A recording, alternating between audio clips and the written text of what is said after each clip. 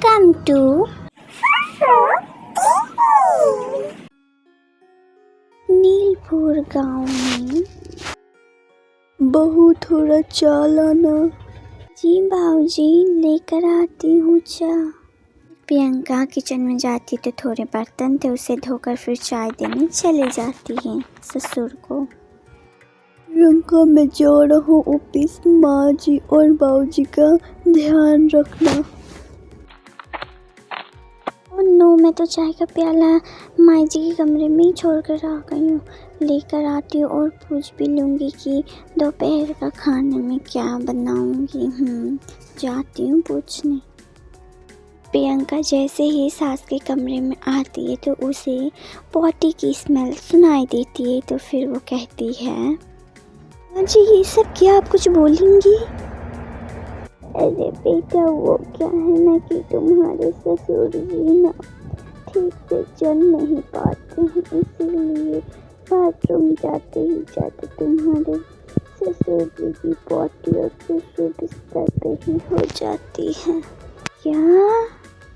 लेकिन तो टेंशन मत लीजिए, पॉटी सुसु मैं ही साफ करूँगी। तो सास की कही बात प्रियंका सुन के तो लगता है जैसे होश ही उड़ गए हो, क्योंकि औरों की सास तो बहू से यही सब कराती और प्रियंका की सास ये करने से उसको मना कर रही थी। बहू जल्दी से ये सब साफ कर दूँ। प्रियंका की सास प्रियंका के सामने इतनी ठंडी में वो जा रही थी धोने, और ये देखकर प्रियंका को बहुत ही ज़्यादा बुरा लग रहा था। फिर प्रियंका अपनी सास से वो पॉटी और सुसु वाला ले लेती चादर और जाकर बाथरूम में धो देती है। उफ, मुझे तो धोना ही पड़ा ये सब, मुझे कोई आइडिया लगाना पड़ेगा। सोची थी छोटा परिवार है, बेसी काम भी नहीं होगा, लेकिन यहाँ तो गजब ही काम हो रहे हैं। और ये ससुर जी की पहले तो मुझे शादी से पहले तो किसी ने नहीं कहा कि ससुर जी को ऐसा बीमारी है। शादी के बाद ही हुए कुछ दिन और मैं तो काम पे लग गई नौकरानी की तरह। बिस्तर पे कोई सुसु और पॉटी भी करता है? मैंने तो पहली बार देखा। हाँ करते हैं, लेकिन ज़्यादा बूढ़े हो जाते हैं तब। अभी तो मेरे सास ससुर ठीक ही उम्र के, लेकिन अभी से शुरू जो कोई तो आइडिया लगाना ही पड़ेगा। ऐसे में रोज़ नहीं धो सकती इतनी करकराती ठंड में पॉटी वाले और सुसु वाले चादर। क्यों ना मैं अपने ससुर को एक आइडिया आया, मैं ना बाबूजी के लिए एक डायपर लेकर आ जाती हूँ मार्केट से फटाफट से, और उन्हें वही पहना दूँगी। डायरेक्ट फेंकना होगा, अच्छा होगा, धोने की कोई झंझट ही नहीं रहेगी, डायरेक्ट ले जाकर फेंक दूँगी।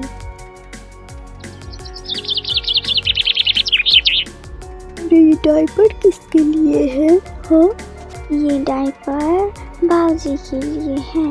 बाबूजी बिस्तर पे ही पॉटी और सुसु कर देते, और इस करकराती ठंड में रोज़ रोज़ बेडशीट कौन धोएगा। इसलिए मैंने आइडिया लगाकर मार्केट से ये डायपर लेकर चली आई हूँ। कैसा लगा मेरा आइडिया आपको? तुम्हारा आइडिया वाकई बहुत अच्छा है। बोलो तो धरसू आइडिया है, धरसू। मैं आती हूँ जी, बाबूजी को ये डायपर देके, वैसे भी रात हो गई है और ये पहन लेंगे तो अच्छा होगा। सही कहा तुमने, जाओ। बाबूजी आप ये लीजिए, आप इसी में सुसु और पॉटी कीजिएगा।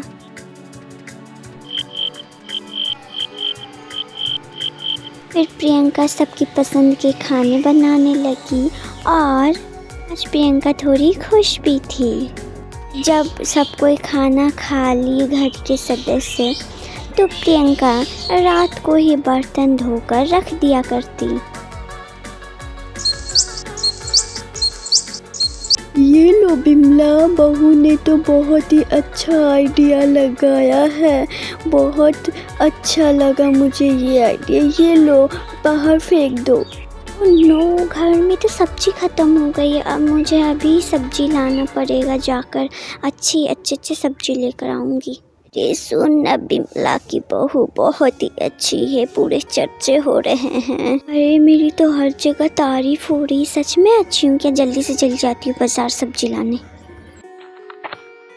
अरे तेरी बहू तो बहुत ही अच्छी है, गांव में पूरे मोहल्ले में चर्चा हो रहा है तेरी ही बहू का।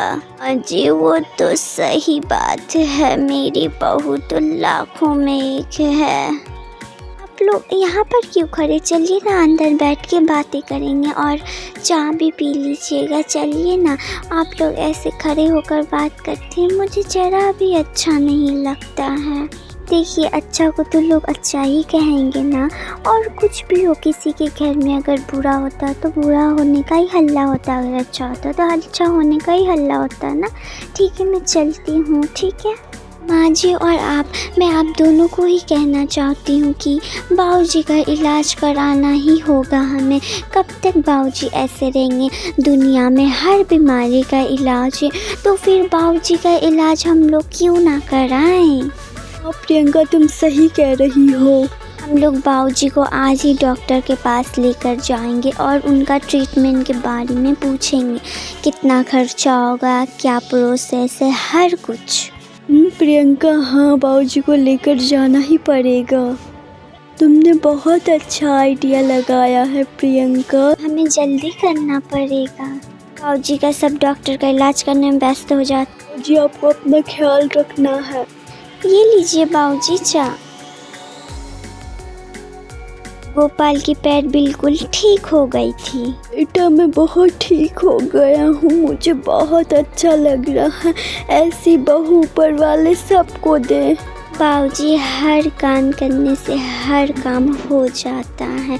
आपको भी इलाज हुआ और आप भी ठीक हो गए। अब आप बिल्कुल ठीक है बाबूजी, आप अपने पैरों से ही चल सकते। हाँ बाबूजी, आपने बिल्कुल ठीक कहा, प्रियंका बहुत अच्छी बहू है। जी, बहू तुम्हारे लिए एक तोहफा है, और हम लोग सब कोई मलेशिया घूमने के लिए जा रहे हैं, तो हमारी तरफ से ये छोटा सा तोहफा है। मेरी बहू रख लो और इसे ही पहन कर जाना। वो क्या पसंद नहीं आया? नहीं माँ जी, बहुत अच्छा, लेकिन इसकी क्या ज़रूरत थी माँ जी? पूरा परिवार खुशी खुशी घूमने चले जाते हैं।